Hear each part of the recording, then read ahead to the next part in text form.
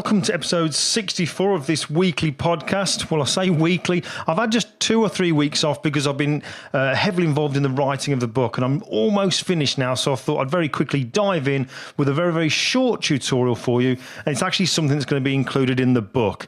Now, the technique involves this picture of these rhinos here, where I eventually cut the one out on the left and created this image here, which is a composite where the background's been made up of maybe 5 or 6 different pictures. The rhino's been added in, the dust, the smoke, the birds and all this kind of stuff. So I'll take you through the whole process of that. But while I've been writing, I thought one thing that would be really good to show you very quickly is how we can blend the rhino into the ground so it actually looks like he's stood there. And then I'll show you how we can create some smoke very, very easily using a brush within Photoshop. So if we just go back to the stage where the picture is at this point here, where we've had the original background and we've built up the new background, adding in all these elements in, we've done a cutout of the rhino and then added in the shadow. Now, but when we look and zoom in, we can see that his hooves here, they kind of look like they're floating above the actual surface. So we've got to try and make it look as if he's actually stood on that surface. And we're going to kind of blend the ground in around his feet. Now, a while back, episode 35, I think it was, this one just here, it's called 3 Top Tips for Cutouts and Compositing. In that video on this weekly show, that's where I show you how you can actually make it look as if an object or an animal or person or whatever is stood within grass, because there's a brush number 134 we can use in Photoshop to do that. So have a look at that video. But this one, because the rhino isn't quite stood on the grass and he's not on a perfectly flat surface, we do need to blend this kind of soil and earth around his feet. And this is really, really simple to do. The technique is fairly similar to the one in that earlier video. So what we're going to do is we're going to click on the layer at the bottom that contains the original field. I'm going to get my lasso tool and make a very, very rough selection of the area around his feet. Then I'm going to press Command or Control J so that that area there that I made a selection of is put onto its own layer like this, you can see. Then I'm going to go to the Layers panel, click and drag that new layer now so that it is above the rhino and it kind of hides his feet. Now, obviously we don't want to see all of it. We only want to reveal parts of it. So what I'm going to do is hold down my Alt or my Option key and then click on the layer mask icon at the bottom of the Layers panel. And you'll see that's added a black layer mask. So what I want to do is reveal parts of it. So I'm going to get a brush. I've got a white foreground color, but now rather than using the normal blend mode, you can see here we've got the blend modes for the brush. I'm going to use the dissolve blend mode. So now when I zoom in, and all I'm going to do is I've brought my brush size right down, I'm just going to paint around the area where his hooves are actually supposed to be touching the surface.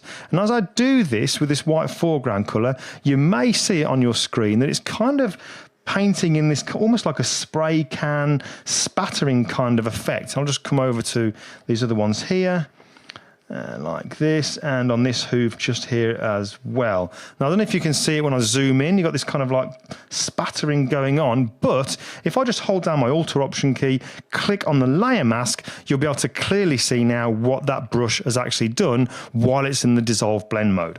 So now let's go back to the picture. All we need to do now then is go to Filter, Blur and Gaussian blur, and all I'm going to add in is a 1 pixel radius of blur onto that layer mask. And you can see now in the world's smallest dialog box, this property preview here, if I put my cursor in, that's before, that's after, before, after. So you can see it blurs that kind of spattering effect, and the result of that is it makes it look as if the hooves now are pretty much within that kind of surface. So it really does add to the realism, makes it look like he stood there. And if I turn that on and off, you can see the effect that's having.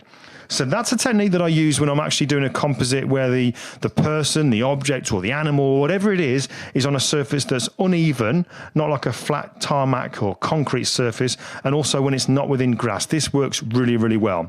So that's the first thing I'm going to show you. The second thing I'll show you now is how you can create a smoke brush with everything that you've got already built into Photoshop. All right, so now then I want to show you how you can use what you've already got in Photoshop to make a smoke or a dust effect kind of brush. Now there's plenty of places you can download smoke effect brushes. You can go to somewhere like deviantart.com is the perfect example, but there's nothing like kind of making use of what you've already got within Photoshop. And one of the things I always try to get people to play around with more is the brushes panel. There's so many different things that you can do within there. So first of all, let's just create a new document, because I want to show you what we're going to do. So I'm going to put this just something really simple, like 1000 by 1000. I'm just make it 240, and I'm just going to fill this with grey so that you can see what I'm doing. Now we're then going to go to the brush preset picker. Now within here we've got one, number 45, you can just see it, this one just here. We're going to use that one as the starting point to making our dust. So we click on that, then I'm going to go to the brush panel, and this is where we can start to make all these changes. Now at the bottom you've got this little preview area here, and you'll see in real time when you make all the changes using these different options, you'll see what the brush is going to be like just in this little bottom bit. But if I just go to brush tip shape, and if I do nothing but just increase the spacing, you can see that it already starts to look a little bit like dust or smoke. Originally it looked like that, which doesn't look all that appealing, but we start to space it out and you can see that it already then starts to look like dust. That's a pretty good starting point for us. So now let's go to shape dynamics. Now we don't want the size of every single brush stroke we paint down to be exactly the same. We need to be completely random. So to do that, we're going to take the size jitter and take it all the way to 100%. We also want the angle of it to be different every single brush stroke we put down. So we take the angle jitter and take that all the way up to 100%. Now, color dynamics, this isn't one that I've covered before, but this is going to be really handy, because what we want, every time we start to paint down the dust, we want the dust to kind of look like the colors that would come from the soil, rather than just being one single color. So just a couple of colors would make it look a bit more realistic. So to do that, I'm going to take this little top slider here, foreground, background jitter, and I'm going to take it all the way across to around about 50%. So that each brush stroke is going to vary between the foreground and the background. And I'll put a little tick in this little apply per tip checkbox at the top there. Finally, I'll click on transfer, opacity jitter as well. And now you can see, when you look in this little preview area down here, you can see what we're actually getting. In fact, I might just close down the spacing just a touch. Something like that. So now you can see it's starting to look like smoke. But what does it look like when we paint it down this area here? Well, I'll just increase the size of the brush, and you can see now as I'm painting this, you can see that it does actually look like dust or smoke or whatever. And the great thing is it's not just using one of the colors. It's not just using the foreground. You can see that there's areas that are in there that are white as well. So it's making a good mixture of the two. So here's how we can now use it on our rhino picture. Well, the first thing I'll do then, I'll add a blank layer, and I'm going to call this back. And the reason I'm calling it back is because I'm going to drag it now so it is underneath the rhino cutout, and it will appear further back in the picture, just like it would do in real life. Whenever we add smoke, debris, dust, rain, snow, you name it, we always want to create depth. So that's why I'm first of all putting some behind the rhino. So what we'll do now then, I'm going to click on the foreground color to bring up the color picker, and I'm going to sample just an area of the ground right by his hooves. And when I click on that, you can see that it gets added into the new section just here.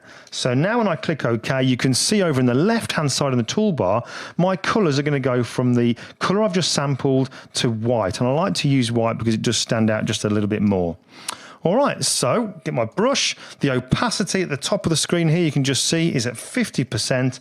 And all I'm going to start to do is just start to add a few brush strokes around the actual rhino's hooves. I keep trying to say feet, around his hooves, so it looks as if he's kicking up dust as he's walking. So something like this is fine. A little bit to the front and a little bit tailing off into the sky. Now that might be a little bit too strong, but we can lower the opacity of that layer now just to bring it down to somewhere like that.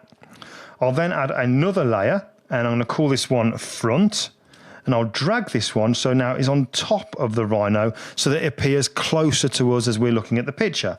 Same thing again, I'll then just start adding in some brush strokes around his hooves, nice and big, vary the size of them again, just paint it in so it looks as if he's kind of walking and kicking up the dust.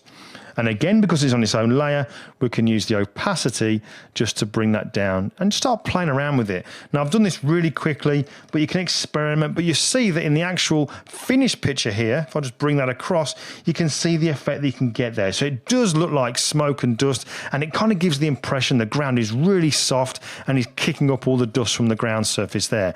But you could use this exact same brush for doing smoke. You could even use it for adding like fire by actually changing the color of the smoke as well, using something like a hue and saturation adjustment layer. But hey, that's more for later, more for other tutorials. Just wanted to dive in with two very, very quick techniques for you. Hope you like it. Make sure if you haven't already that you subscribe to the channel. It's all free. You just get to know when there's new videos, and I'll see you next time.